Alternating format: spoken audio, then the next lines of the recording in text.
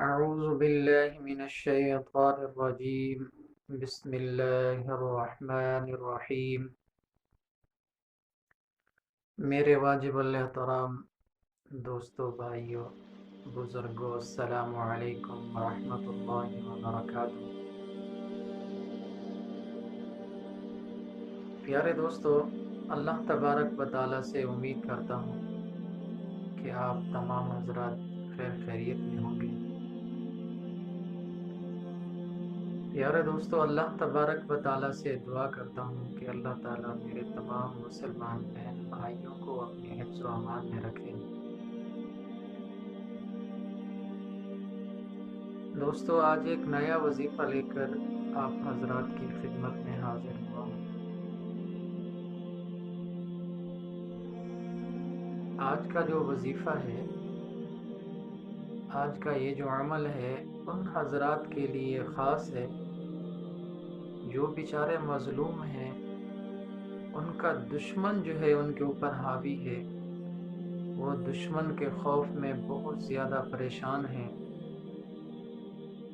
وہ ان کا دشمن اپنا رشتہ دار ہے یا کوئی غیر ہے،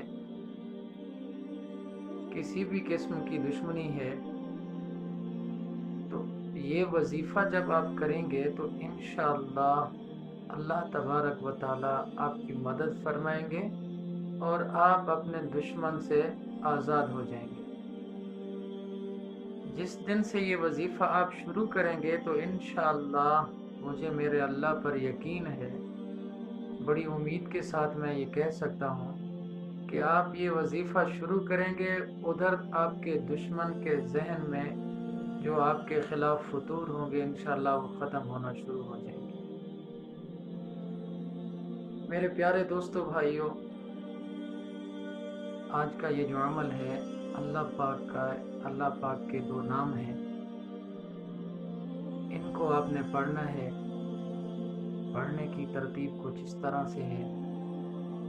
سب سے پہلی بات جو ہر ویڈیو میں آپ حضرات کے سامنے گزارش کرتا ہوں، آپ کی خدمت میں ایک اپیل ہوتی ہے، ایک گزارش ہوتی ہے کہ پیارے دوستو، سب سے پہلے آپ نے نماز پنجگانہ پڑھنی ہے، پانچوں وقت کی نماز کی پابندی کرنی ہے، اور اس کے بعد آپ نے ہر نماز کے بعد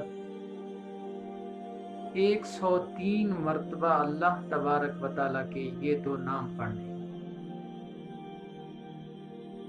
نماز سے جب آپ فارغ ہو جائیں، یہ ضروری نہیں ہے کہ اسی جگہ پر بیٹھے رہیں، نہیں، اسی جگہ سے اٹھ جائیں، نماز والی جگہ سے اٹھ جائیں، اپنا کام کاج بھی کرتے رہیں اور ساتھ اس وظیفے کو بھی پڑھتے رہیں۔